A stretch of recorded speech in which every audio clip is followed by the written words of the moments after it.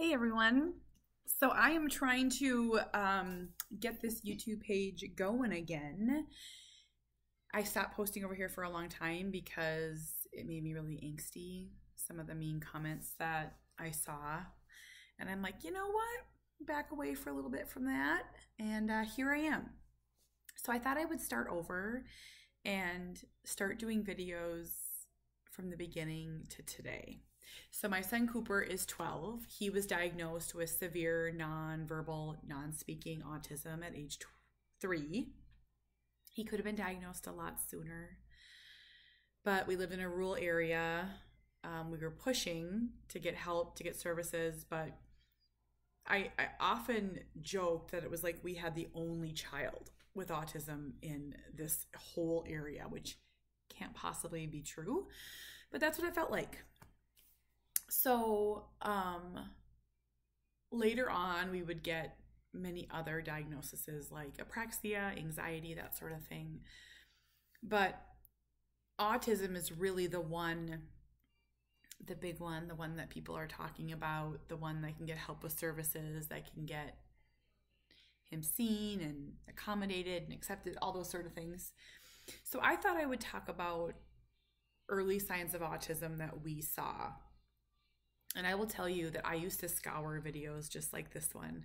So if you're sitting there and you suspect autism, maybe you just heard the words, maybe someone said it to you, like a daycare provider or a teacher or a mother-in-law or someone, and maybe you're just curious. Maybe you're heartbroken, maybe you're scared, all of it together, right? We can have more than one emotion at a time. That's the important thing to remember. We're human. Different can feel scary, different can feel concerning. I understand. I was you. I started sharing about autism when I started blogging when he was 2.5, before he was diagnosed, just for a place to write. Started my Facebook page, Finding Cooper's Voice, 5 years ago. I actually reached 1 million followers, and that just reminds you and shows you and validates that there is a need for community and a need for a place to talk and ask questions and see ourselves in others. I wrote my book. It's been out for 1.5 years. It came out in April 2022, and it's really the story of us from the beginning through probably age 10. So if you're looking for more of our story, follow us on Facebook at Finding Cooper's Voice and grab our book on Amazon. I'm going to read this little bit that I wrote in here that I think is really relevant to this, and then I'm going to talk about our early signs. So this is chapter 3. That's Cooper. Oh my gosh. Like the most perfect, right? Just perfect. Motherhood is like an exclusive club, and if a positive pregnancy test or dried ink on adoption papers secures your membership, then it is the experiences that we encounter as our children grow and develop that keep our membership valid. Never was there a club I wanted to be in more, and I made sure that everyone knew it. I shared stories of my very typical pregnancy, my traumatic delivery, and those first few exhausting months of life with a newborn with anyone who would listen. In the beginning, I was speaking the same language as other mothers. My stories resembled those of so many other women I knew, but then something changed. Subtly at first. Playgroups turned to therapy sessions. Preschool turned to special education. Missed milestones turned to worry. With each realization that my son was different, something pulled, or maybe even pushed us out of the exclusive club. I tried desperately at first to blend in with our peers, probably longer than I should have. I would watch other mothers sip coffee, sitting or standing together at a park or a play date, sharing stories. They would laugh about the darndest things their kids did or said. Meanwhile, I would be chasing my toddler, sweating, climbing through tunnels or sliding down slides, watching those seemingly perfect mothers with their seemingly perfect children, longing to be one of them.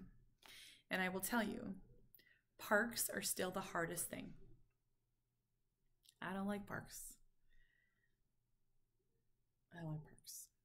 Never gotten over it. Of course, like life, it was not all perfect. Many times, the other mothers would communicate or commiserate about the hard parts of their motherhood too. But even their struggles I could not relate to. They'd vent about their kids' nonstop chatter, hearing mommy 100 times a day, or the never-ending demands to play ball or ride their trikes. I tried fitting in. I tried telling my stories. But when I spoke about milestones missed, the worry that was eating me alive, I could see the confusion on their faces. They didn't know how to respond to me.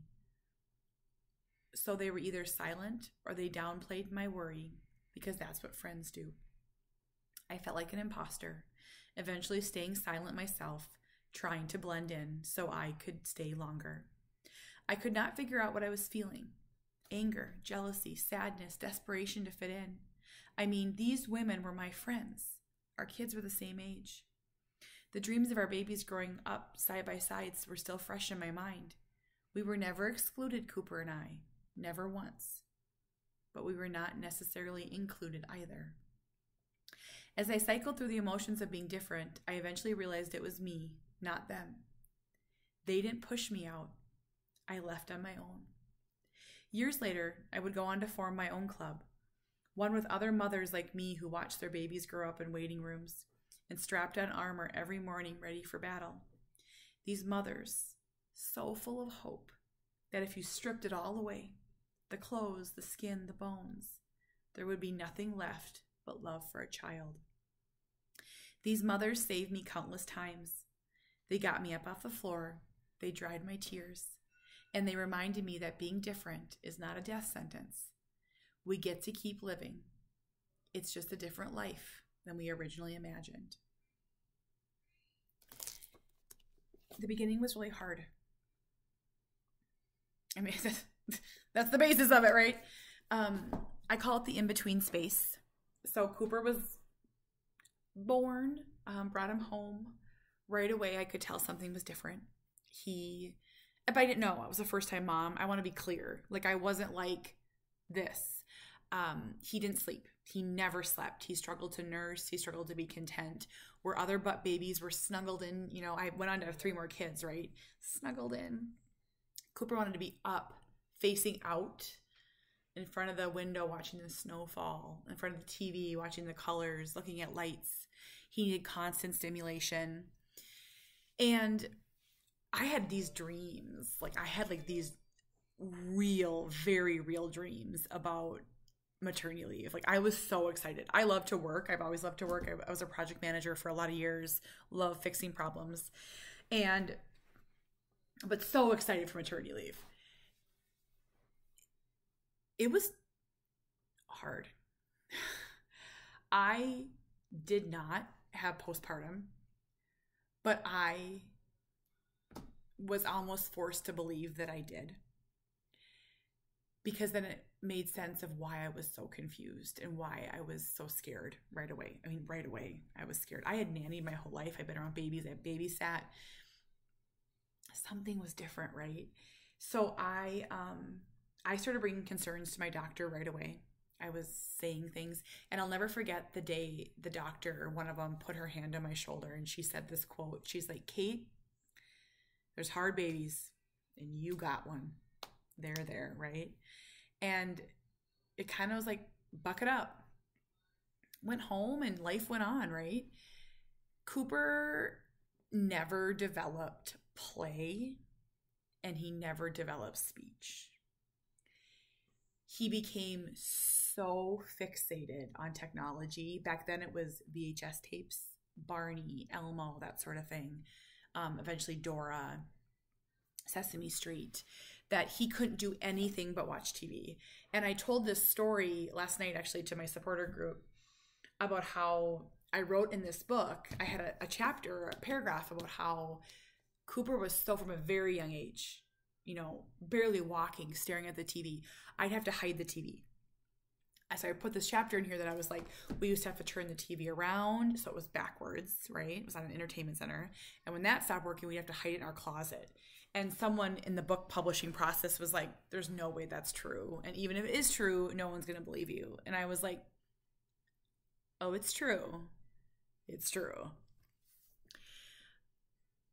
I cut back at work, which was very hard for me. First, because we needed the money. We were a 2-income family, very low paying jobs, very simple life in rural Minnesota. But I cut back because daycare didn't want him. And that is one of the biggest challenges. If you're struggling in the daycare setting, something's going on. I'm not going to say it's autism. I don't know your story, but daycares and preschools are set up to take care of the mass groups of children, right? And, Cooper wouldn't walk in a line. He wouldn't sit for circle time. He wouldn't play the games. He wouldn't do the art projects. And he got kicked out of 1, 2, 3. I mean, just boom, boom, boom. And I remember being defensive and angry and sad. And why? Like, is he that bad? I mean, it's so hard. Our early signs, when I look back, so if you were to Google, there's a tool called the MChat. I'll put it in the comments or in the description. You can take all these tests, right, online.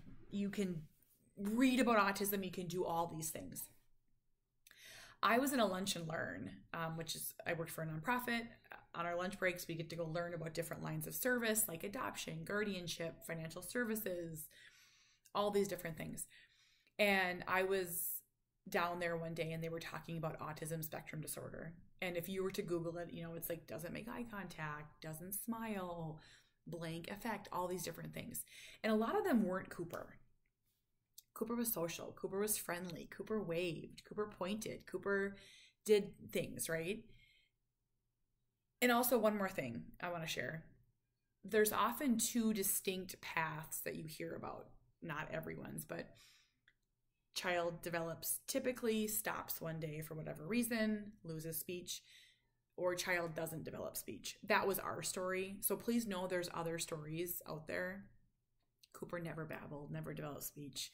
I just talked to a mom today who was saying her son was babbling, talking, and then went to bed one night and woke up and it was gone. How hard. I can't imagine. We never had that. That wasn't our story. But, our big signs looking back was wouldn't acknowledge children, wouldn't play, transitions were really hard, very rigid, almost felt like we were walking on eggshells. Like we did, how do we keep him happy and not upset him? And then the speech, those were like our big, big red flags. And when we actually, to finish the other story. So at this lunch and learn, and they were talking about autism, and I left the room because I was so upset. I was like, they're talking about my baby. I spent all afternoon Googling in my office with the door locked about this autism spectrum disorder, and I would make lists of does he and doesn't he, and he does this, and he doesn't this. That's kind of who I am, like sitting right in front of me right now. I'm a list person, right? And then I found the MChat, which I'll put below. It's a very good tool, but the thing with the MChat, it's an online kind of like likeliness of having autism. How likely is your child tool? You can get whatever answer you want. And our hearts eat lies when we are desperate. Then one day I was in the library and I was sitting in the children's section. I was reading about autism, and this group of kids came in. They came running in and they were talking to me. They're like, "Hi, what's your name? I'm so-and-so. What are you doing?" And I'm like, "How old are you kids?" And they were 2.5. And that's how old Cooper was. And there's reading, there's hearing, and there's seeing. I saw. And my heart broke a lot. Went back, made an appointment. We had to drive 3 hours to get the appointment. Had to wait 6 months. Very common still today. Went, and you can read the rest of that in here. I can do that for the next video. I can talk about the actual appointment in the next video. My husband and I had a fight or flight moment right after he was diagnosed. Like, let's run away. Let's move to the wild. No one will know. Autism is woven through Cooper. It's part of who he is. He is wonderful and perfect and amazing, and he has struggles and challenges, and his life isn't easy. I'm not gonna say it is, but there's so much joy And he's going to do great things, and he's going to have a great life, and he's loved, and he's treasured. And his value of his life is no less than anybody else's. Don't ever let anyone make you think that about your child. If they do, you leave. You walk away. Our kids are every bit as valuable and precious and worthy than any other person. Doesn't matter if they have a disability. You're not alone.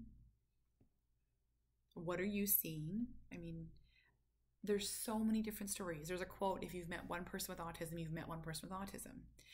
Everyone's story is a little different, but there's often a lot of common threads, like suspected hearing loss. Usually there's not. Ear infections are common, constipation's common, not being able to go to daycare, sleep struggles, feeding struggles. There's just common threads. Not every child has all of them. The beginning nearly broke me. I'm really honest about that.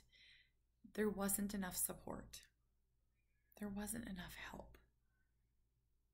I really do believe families are being failed. I don't have the answers. I just know that the simple part that I can do is have a conversation. I can share our story. I can try to make you feel less alone, help you feel seen, invite you to join my community on Facebook. It's a supporter group. Come join. Come join. Share this video. Tag somebody. You're going to make it through this. Your friends are going to make it through this. Whoever is going through it is going to make it through. Your survival rate is 100%. But it is hard. And it is scary. And that's okay to say. You're not letting your child down by saying, I'm scared. I went through every emotion. Jealousy, anger, frustration, worry, sadness, grief, all of it. Love, love, love, love, all of it. It's okay. There's good times ahead. There's good times right now. Remember that. Thank you for being here. Grab my book, and next we'll talk about how about the diagnosis appointment. Thank you, guys.